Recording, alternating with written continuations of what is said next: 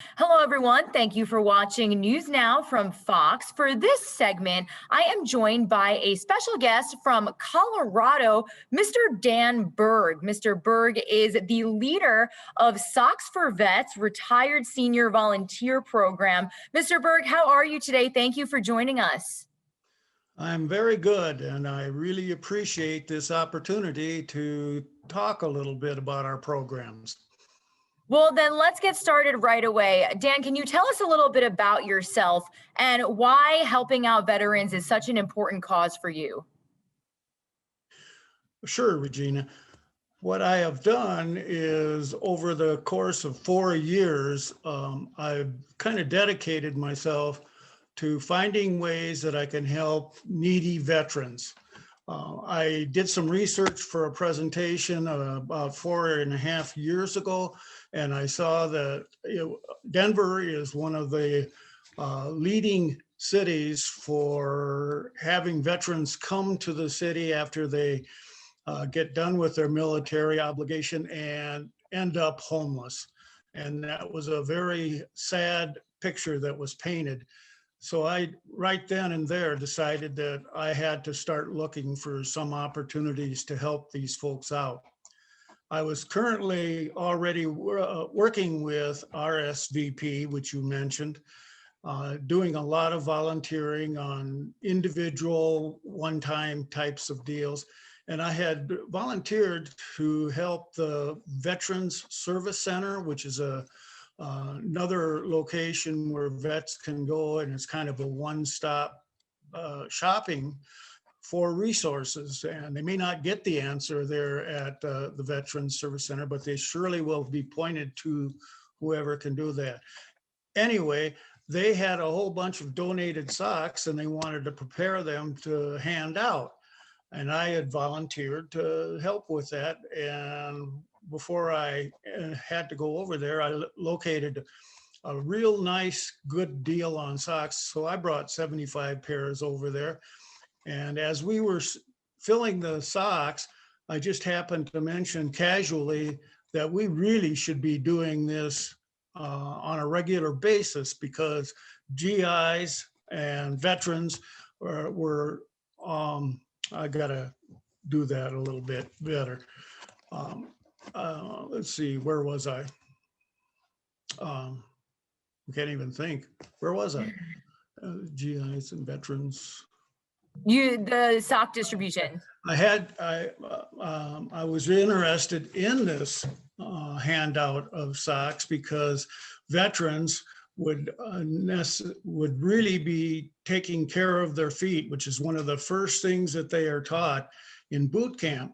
And so these homeless vets would definitely be in need of regular source of socks, especially with the colder weather coming on at that time. So I did make that little statement about we should do this regularly.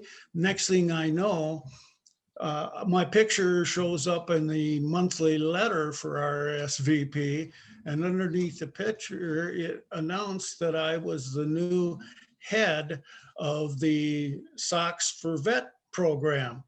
I didn't know that was going to happen, and we now look back and we kind of call that methodology being voluntold instead of volunteered. And the people at VOA are very good at recruiting. So we did look into the possibilities and started trying to collect socks. And what it ended up being is that I was volunteering once a month with Soldiers Angels, another nonprofit that helps vets. And they were giving out food once a month through a food distribution program. And I was helping them bag that stuff up and give it to the vets. They drove through and you filled up their car with food. And I thought, well, why don't we add another station? Because they had 5 stations at that time. I talked to them and they were more than happy to let me set up my 6th station, and that became the Sock for Vets station. And then we started handing out socks. And to date, we've handed out more than 13,000 pairs of socks through that program, and we continue it. In fact, I'm handing the stuff out again with my team tomorrow.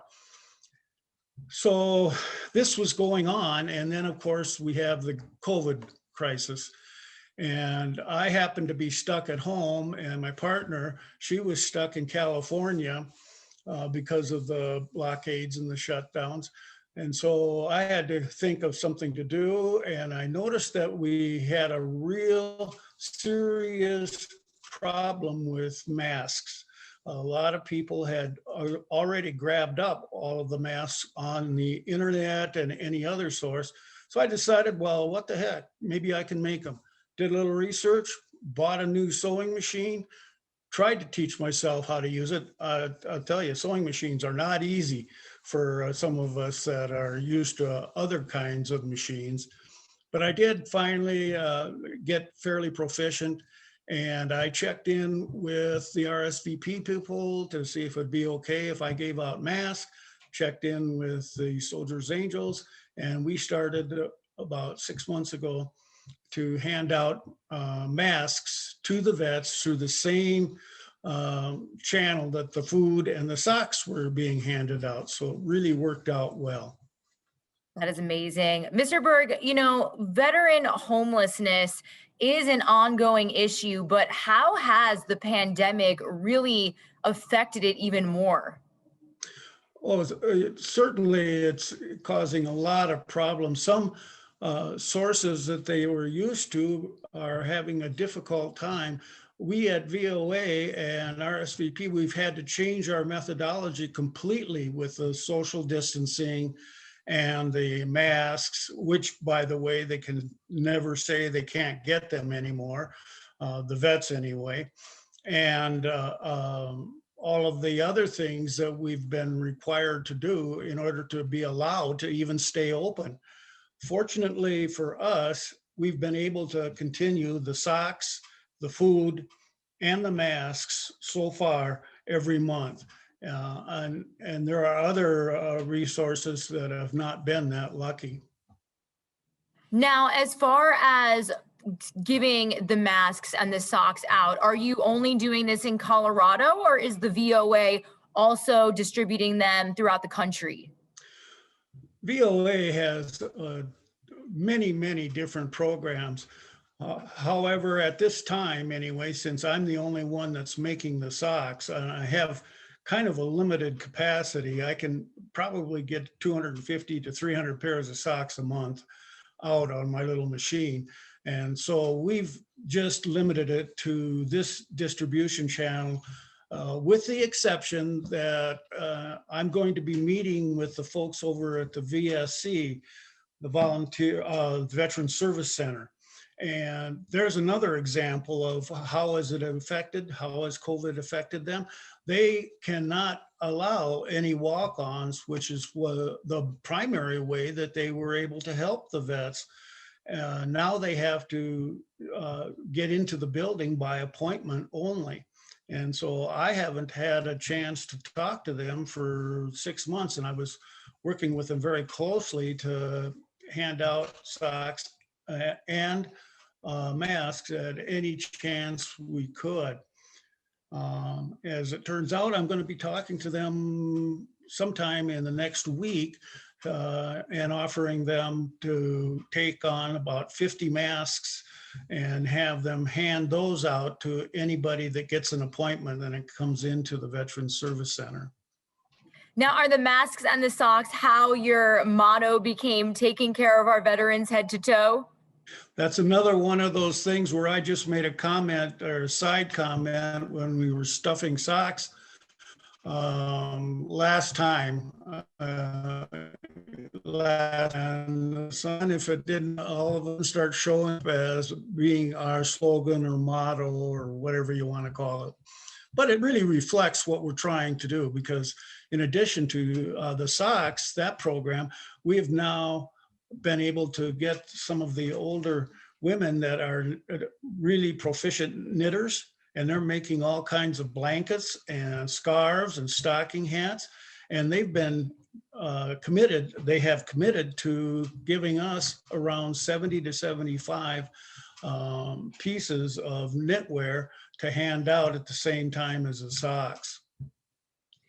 Well, Dan, it is the holiday season. How can people coordinate with organizations like Volunteers of America to give back this time of year?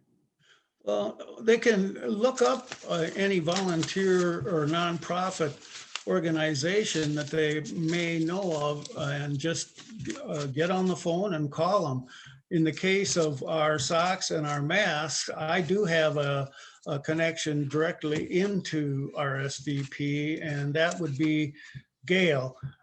Gail is the program supervisor, and she is a blessing because she organizes things at VOA. And we've been doing this now for 4 years. Well, not just with Gail, she's only been doing it for a year, but um, she has things ready, and she actually participates in most of the uh, times when we are giving out our socks and our masks.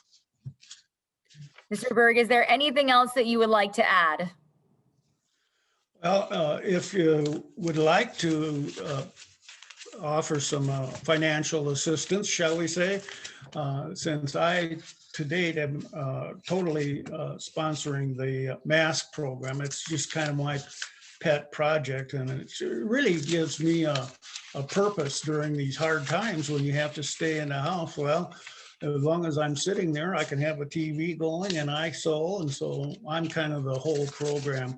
But if you would like to donate or look for other opportunities, of which there are many, you can always call Gail. And I just happen to have her number here where you can call her directly.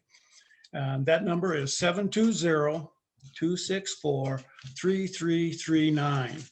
And if Gail isn't the person that you should be talking to, she'll certainly direct you to whoever is the correct resource that you're looking for. Well, Dan, thank you so much for your time. You have a happy holidays. Same thing to you, Regina, and please, please, distance, wear your mask, and really take care of yourself.